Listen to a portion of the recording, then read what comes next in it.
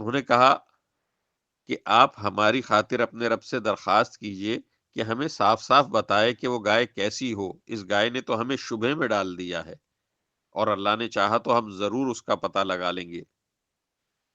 موسیٰ نے کہا اللہ فرماتا ہے کہ وہ ایسی گائے ہو جو کام میں جت کر زمین میں ہل نہ چلاتی ہو اور نہ کھیتی کو پانی دیتی ہو، پوری طرح صحیح سالم ہو، جس میں کوئی داغ نہ ہو۔ انہوں نے کہا ہاں، اب آپ ٹھیک ٹھیک پتہ لے کر آئے۔ اس کے بعد انہوں نے اسے ذبح کیا، جبکہ لگتا نہیں تھا کہ وہ کر پائیں گے۔ اور یاد کرو جب تم نے ایک شخص کو قتل کر دیا تھا اور اس کے بعد اس کا الزام ایک دوسرے پر ڈال رہے تھے، اور اللہ کو وہ راز نکال باہر کرنا تھا جو تم چھپائے ہوئے تھے۔ چنانچہ ہم نے کہا کہ اس مقتول کو اس گائے کے ایک حصے سے مارو۔ اسی طرح اللہ مردوں کو زندہ کرتا ہے اور تمہیں اپنی قدرت کی نشانیاں دکھاتا ہے تاکہ تم سمجھ سکو۔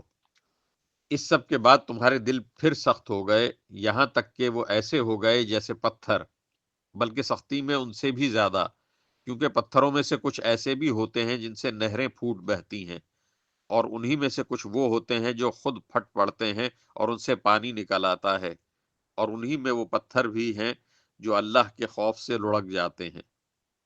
اور اس کے برخلاف جو کچھ تم کر رہے ہو اللہ اس سے بے خبر نہیں ہے۔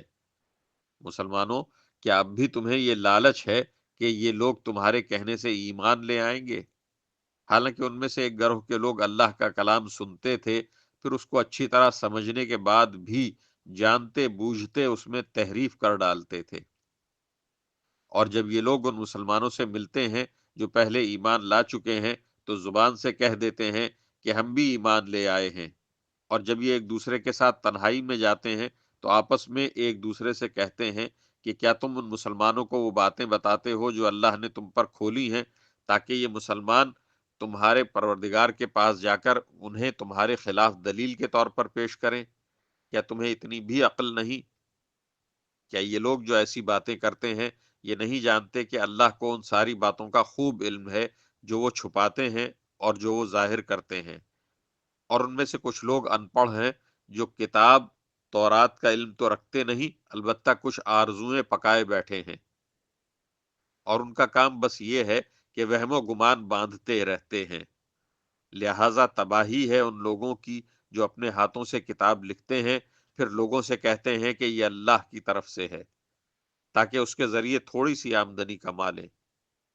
بس تباہی ہے ان لوگوں پر اس تحریر کی وجہ سے بھی جو ان کے ہاتھوں نے لکھی، اور تباہی ہے ان پر اس آمدنی کی وجہ سے جو وہ کماتے ہیں۔